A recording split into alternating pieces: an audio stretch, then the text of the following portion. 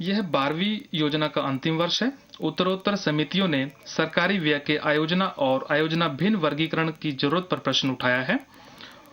वर्षों से एक व्यापक समझ यह रही है कि आयोजना व्यय अच्छे और आयोजना भिन्न व्यय बुरे होते हैं। इसकी परिणति बजट में विकृत आवंटनों में होती है।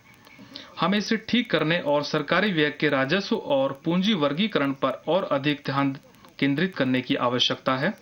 अतः हमने निर्णय लिया है कि आयोजना और आयोजना भिन्न वर्गीकरण को वित्तीय वर्ष 2017-18 से समाप्त कर दिया जाएगा।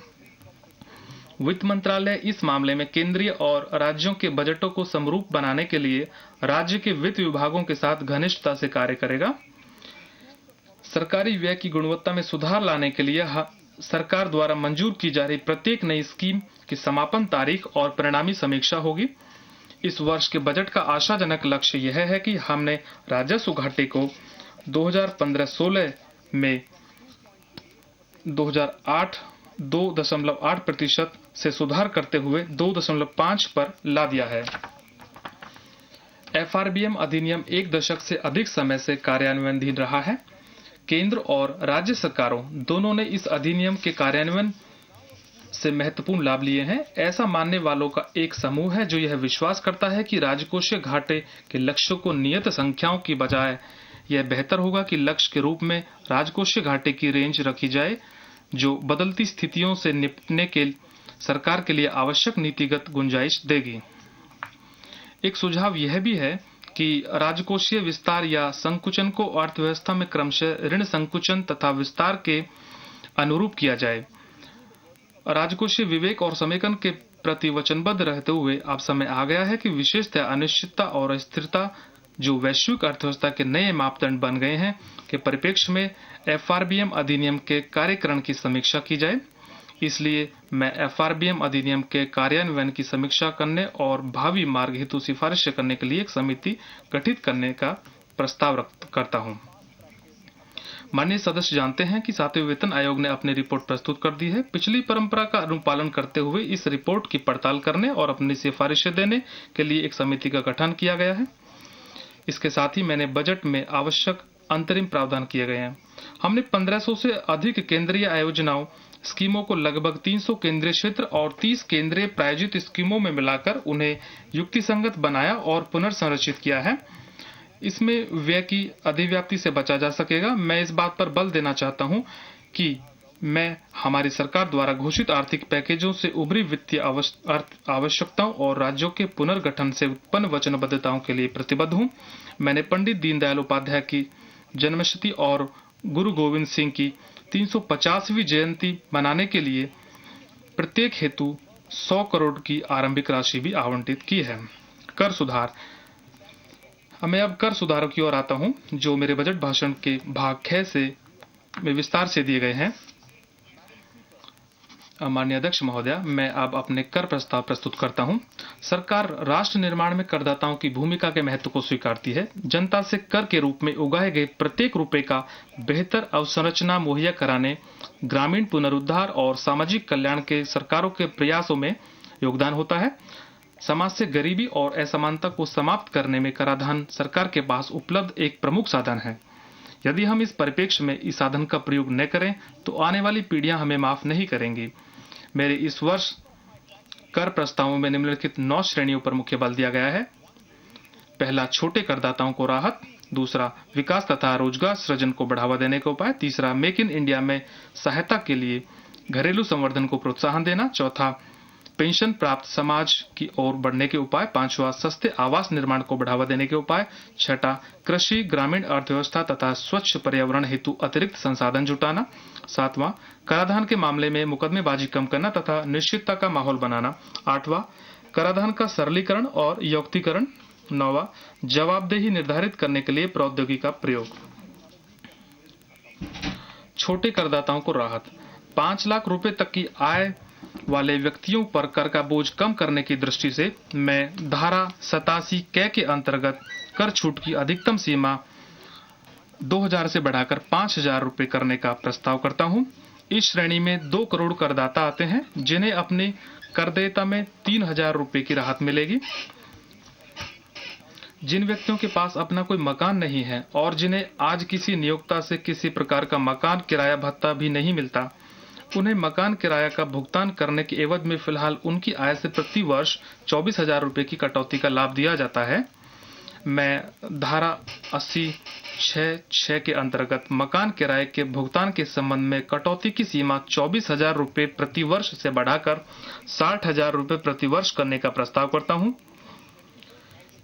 जिससे किराए के मकानों में रहने वाले व्यक्तियों को राहत मिलेगी।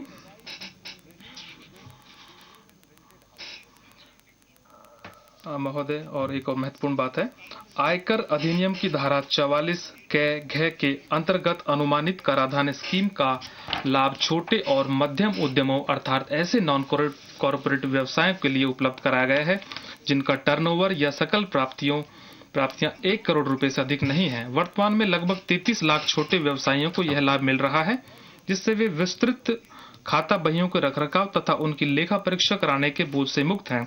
मैं इस स्कीम के अंतर्गत टर्नओवर सीमा को बढ़ाकर 2 करोड़ रुपए का प्रस्ताव करता हूं, जो सूक्ष्म, लघु तथा मध्यम उद्योग श्रेणी के अंतर्गत आने वाले बहुत से निर्धारित के लिए एक बड़ी राहत लेकर आएगा। मैं अनुमानित कराधान स्कीम को ऐसे व्यवसायों के संबंध में भी लागू करने का प्रस्ताव करता हूं जिनकी सकल प्राप्तियां 50 लाख रुपए तक हैं। इस अनुमान के साथ कि लाभ सकल प्राप्तियों का 50% है। मैंने पिछले बजट भाषण में कारपोरेट कर की दर को एक समय अवधि के दौरान 30% से घटाकर 25% करने के साथ विभिन्न प्रकार की कर छूटों और प्रोत्साहनों को युक्ति संगत बनाए जाने तथा समाप्त करने का प्रस्ताव रखा था।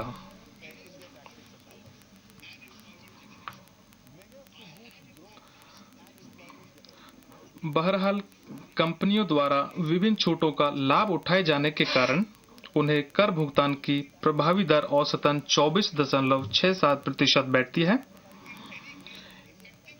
इन कर छूटों और प्रोत्साहनों को चरणबद्ध रूप से समाप्त करने की एक योजना आम जनता के बीच रखी गई थी तथा हमें बड़ी संख्या में रचनात्मक सुझाव मिले हैं।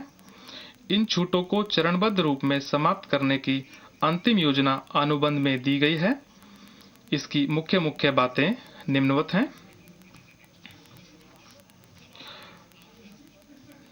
आयकर अधिनियम में उपबंधित त्वरित अवमूल्यन को 1/4/2017 से अधिकतम 40% तक सीमित कर दिया जाएगा।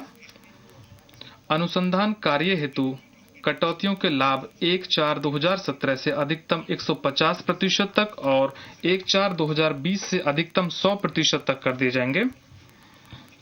नए विशिष्ट आर्थिक क्षेत्रों में स्थापित की गई केवल उन्हीं यूनिटों को धारा 10 के अंतर्गत लाभ प्राप्त होंगे जो 31/3/2020 से पहले कार्य करना आरंभ कर देंगे। कौशल विकास हेतु धारा 35 घ के अंतर्गत भारित कटौतियां 1/4/2020 तक जारी रहेंगी। कारपोरेट कर दर में कटौती को चरणबद्ध रूप से समाप्त किए जा रहे प्रोत्साहनों से मिलने वाले प्रत्याशित अतिरिक्त राजस्व के अनुसार निर्धारित किया जाना है। सरकार को कर छूटों को चरणबद्ध रूप से समाप्त करने में होने वाले लाभ क्रमिक रूप से ही प्राप्त होंगे। अतः पहले चरण में मैं कारपोरेट आय कर की दरों में निम्नलिखित 2 परिवर्तनों का प्रस्ताव करता हूं। पहला, 1/3/2016 को या इसके बाद निगमित होने वाली नई विनिर्माणकारी कंपनियों को 25% जमा अधिभार और उपकर की दर से कराधान का विकल्प उपलब्ध कराने के प्रस्ताव किया जाता है।